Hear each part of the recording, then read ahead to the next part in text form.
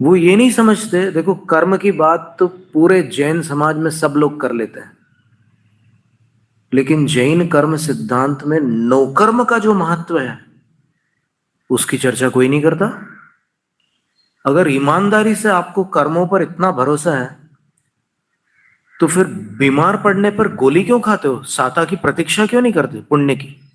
क्योंकि पुण्य से आप स्वस्थ होंगे, पाप से अस्वस्थ हुए हो। इतना सीधा सरल गणित है।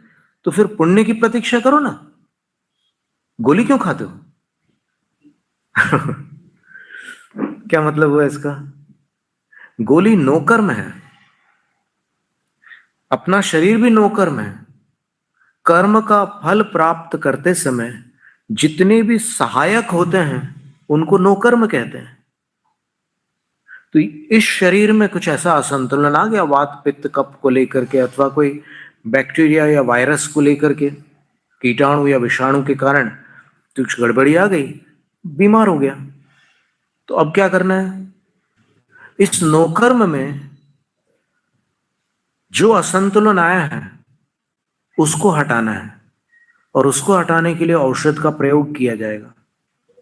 औषध के प्रयोग से जब वो असंतुलन हट जाएगा तो ये शरीर असाता का नौकर्म नहीं रह जाएगा।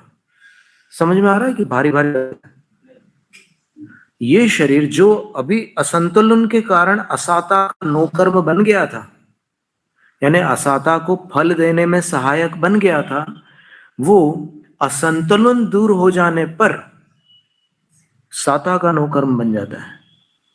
और साता का नौकर्म बन जाने पर गोली खाने से कर्म का उदय परिवर्तित हो जाता है।